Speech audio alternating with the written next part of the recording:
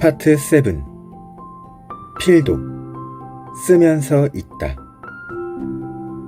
비망록은 위대한 책이다. 찰스 다윈.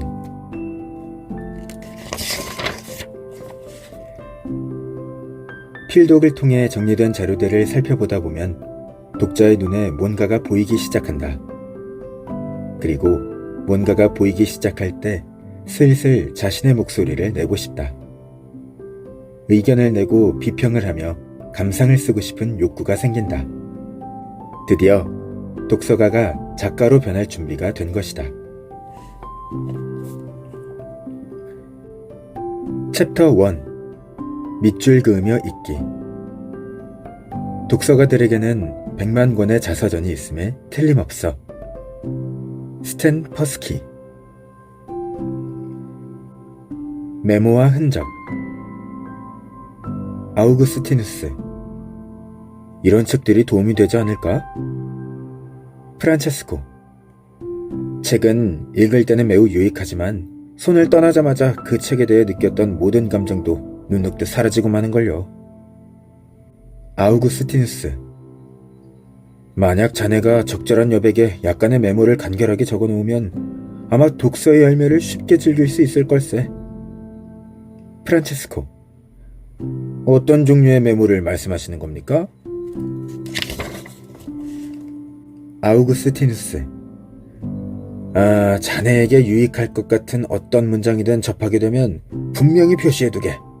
그렇게 하면 그 표시는 자네의 기억력에서 석회의 역할을 맡을 것이지만 그렇지 않을 경우에는 멀리 달아나고 말 걸세. 프란체스코는 아우구스티누스에게 좋은 책을 읽어도 내용뿐만 아니라 읽었을 당시의 감정까지 잊게 되는 고충에 대해 토로하고 있다. 아우구스티누스는 명쾌한 해답을 내놓았지만 먼저 그 전에 내가 프란체스코에게 위로의 말을 전해주고 싶다. 기억 연구의 대가인 독일의 심리학자 헤르만 에빙하우스에 따르면 학습을 하고 10분 후부터 망각이 시작되며 1시간 뒤에는 50%, 하루 뒤에는 70%, 한 달 뒤에는 80%를 망각하게 된다. 즉, 단순히 읽는 것이 아니라 열심히 학습을 하더라도 하루가 지나면 열의 7은 사라진다. 인간은 원래 망각의 동물이다. 스크립스 연구소, 스크립스 리서치 인스티튜트의 연구에 따르면 우리의 뇌는 기억을 하려는 것은 물론이고 망각을 하는 데에도 능동적으로 행한다. 세상사 항상 좋은 일만 있는 게 아니다. 안 좋은 기억들이 뇌리에 생생하게 매일 펼쳐진다면 우리의 삶은 피폐해질 것이다. 즉, 생존을 위해서 망각은 필수적인 것이다. 쇼펜하우어는 심지어 읽은 것을 모두 기억하기를 바라는 것은 먹은 것을 모두 몸에 지니고 다니기를 바라는 것과 같다. 라고까지 했다. 하지만 귀한 시간을 내서 좋은 책을 읽었는데 남는 게 없다는 것은 충분히 슬픈 일이다. 이러한 망각에서 맞서기 위해 아우구스티누스가 알려주는 비법이 바로 필독이다.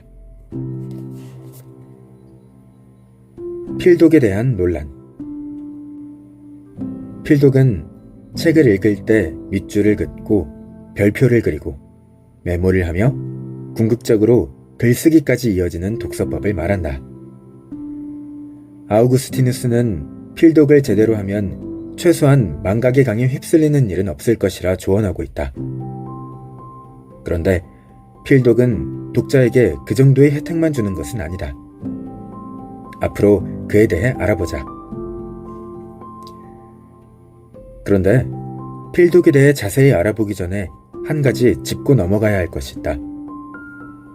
메모와 글쓰기에 대해서는 다른 의견이 별로 없지만 책에 뭔가 남기는 것에 대해서는 이름 있는 독서가들 사이에서도 의견이 많이 나뉜다. 예를 들어 서울대학교 조국 교수는 전공서적 이외의 책에는 줄을 긋거나 메모를 하지 않는다고 한다. 다음에 다시 읽게 될 때 먼저 적어놓은 글이 새로운 깨달음을 얻는데 방해가 될까 염려되기 때문이라고 한다. 이화여대 최재천 교수도 책에 줄을 긋고 여기저기 쓰는 것을 싫어하여 쓸 것이 있을 때는 메모지에 써서 살짝 끼워 넣는다.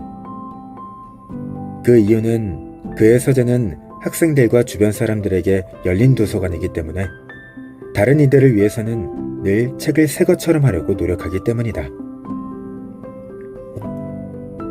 김중혁의 좀비들에는 밑줄 치고 싶었던 문장과 단어들이 참 많았지만 나도 모르게 내 것인 양 사용할 것 같아서 참았다. 라는 내용도 있다. 라틴어 격언에 취향은 논란의 대상이 아니다. 라는 말이 있다. 책에 뭔가 남기는 독서법은 다른 독서법에 비해 개인차가 매우 심하며 어느 것이 더 낫다는 알려진 연구도 없다. 최소한 내가 알아본 바로는 그렇다. 즉, 취향 문제이니 독자들도 자신의 선호에 맞게 선택하면 된다. 마스오카 세이고의 다독술이 답이다에는 다음과 같은 내용이 나온다. 제가 본인에게 직접 들은 이야기인데 요로 다케시, 도쿄대학 명예교수는 투비 연필로 표시를 하는데 전차 안에서나 여행 도중에 투비 연필이 없으면 그 책에 집중할 수 없다고 하더군요. 즉, 투비 연필이 손에 쥐어져 있지 않으면 읽고 싶은 마음이 들지 않는다는 것입니다. 투비 연필이 요로 독서술의 커서인 셈이지요. 하지만 이것이야말로 정답입니다. 이 문구 옆에는 악필로 나랑 일치! 라는 메모가 되어 있다. 내 메모다. 나는 조국, 최재천, 김중혁에 공감하지만 아우구스티누스, 요로 다케시의 편에 서 있다. 특히 요로 다케시는 내가 느낌표를 2개씩이나 표시해둘 정도로 나와 닮았다. 나는 빨간 모나미 볼펜으로 책에 밑줄도 긋고 별도 그리고 메모도 하는데 그 펜이 없으면 독서를 제대로 할 수가 없을 정도다. 나랑 일치 메모 옆에는 화장실에 휴지를 안 가지고 간 느낌 이라는 글도 적어 놓았다. 바로 그런 느낌이다. 정말 중요한 부분인데 밑줄을 긋지 못하거나 뭔가 떠오르는데 메모를 남기지 않으면 귀중한 보물을 놓쳐버리는 것 같다. 물론 불가피할 때는 책을 접거나 스마트폰의 메모장에 적어놓는다. 하지만 내 손으로 빨간 펜을 들고 책 속에 뭔가 표시를 하는 것과 비교하면 뭔가 느낌이 살지 않는다. 내가 책을 지저분하게 읽는 이유. 1. 발췌독을 위해서. 내가 책을 지저분하게 읽는 첫 번째 이유는 발췌독을 하기 위해서이다.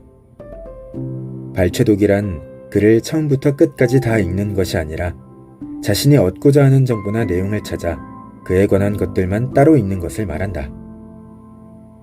글을 많이 읽으면 발췌독 능력이 좋아진다고 하는데 나는 잘 모르겠다.